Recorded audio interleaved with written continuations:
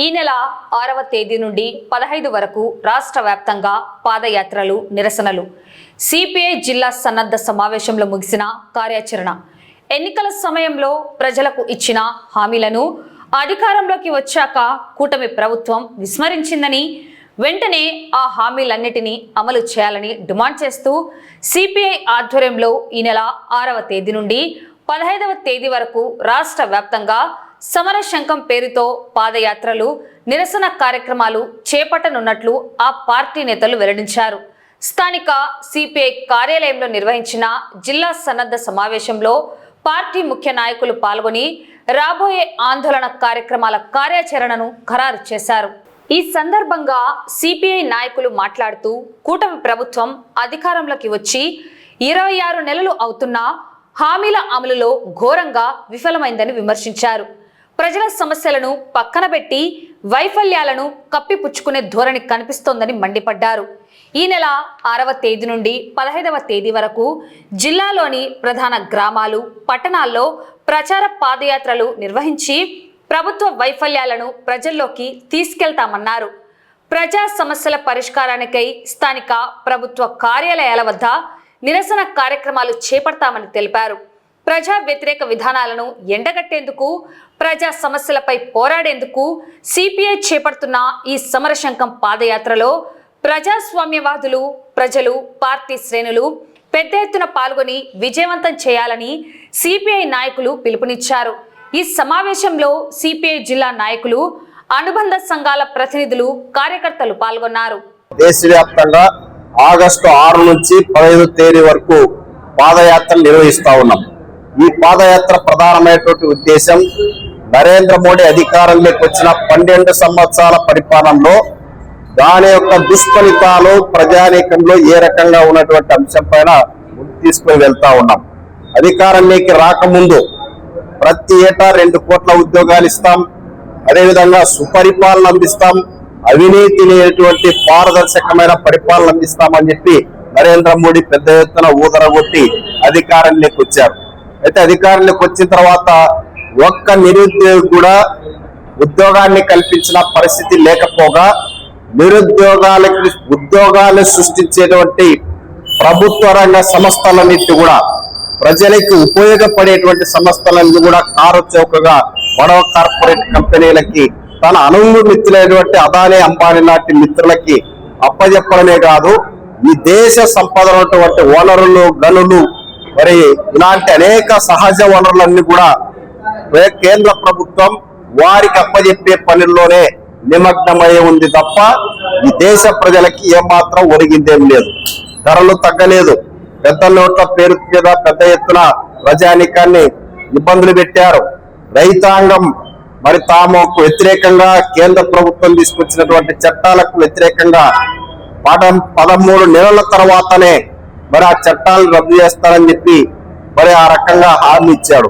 అంతేకాకుండా ఇటీవల కాలంలో మరి 12 సంవత్సరాల కాలంలో జాతీయ స్థాయిలో నిర్వహించినటువంటి నీట్ పరీక్షలను కూడా సక్రమంగా నిర్వహించలేక ఆ ప్రభుత్వాలలో, బీజేపీ అధికారంలో ప్రభుత్వాలలోనే పెద్ద ఎత్తున ఈ కుంభకోణాలు జరిగాయంటే ఇంతకన్నా సిగ్గు చేరేటువంటి విషయం మరొకటి లేదు. ఈరోజు డాలర్ విలువ గతంలో 56 రూపాయలు ఉన్నది, ఈరోజు 96 రూపాయలకు పెరిగింది. ద్రవ్యోల్బణం పెరిగింది. అధిక ధరలు పెద్ద ఎత్తున పెరిగిపోతా ఉన్నాయి. ప్రజానీకం పెద్ద ఎత్తున పెరిగిన ధరలతో ఇబ్బందులు పడుతున్న పరిస్థితి చూస్తా ఉన్నాం. అందుకే ఈరోజు ప్రధానంగా ఈ యొక్క దేశ ప్రజలు ప్రధానంగా ఎదుర్కొన్నటువంటి ధరల పెరుగుదల వెంటనే ఆపాలని చెప్పేసి సార్వత్రికంగా విద్య, వైద్య రంగాలను మరి ప్రభుత్వమే ఉచితంగా అందించాలని చెప్పేసి, నిరుద్యోగ సమస్య పరిష్కారం చేయాలని చెప్పేసి, అంతేకాకుండా ఈరోజు దేశవ్యాప్తంగా కూడా మహిళా రిజర్వేషన్ చట్టాన్ని మరి దాన్ని అమలు చేసి ఇంతవరకు కూడా దాన్ని ఆమోదించిన ఇప్పటిదాకా మహిళా రిజర్వేషన్ బిల్లు లేదు. ఈ దేశంలో ఉన్నటువంటి దళితుల పైన, గిరిజనుల పైన, మహిళల పైన పెద్ద ఎత్తున దాడులు జరుగుతూ ఉన్నాయి, అకృత్యాలు జరుగుతూ ఉన్నాయి. వాటిని అరికట్టలేనటువంటి పరిస్థితుల్లో ఈ ప్రభుత్వం ఉంది. అంతేకాకుండా ఈ యొక్క మొత్తము తమ పరిపాలన లోపాలను కప్పిపుచ్చుకోవడానికి ఈ దేశంలో స్వచ్ఛందంగా స్వతంత్రంగా నిర్వహించినటువంటి అన్ని వ్యవస్థలలోకి భారతీయ జనతా పార్టీ వ్యక్తులు, ఆర్ఎస్ఎస్ భావజాలం ఉన్నటువంటి వ్యక్తులు ఈరోజు పెద్ద ఎత్తున చొరబడ్డారు.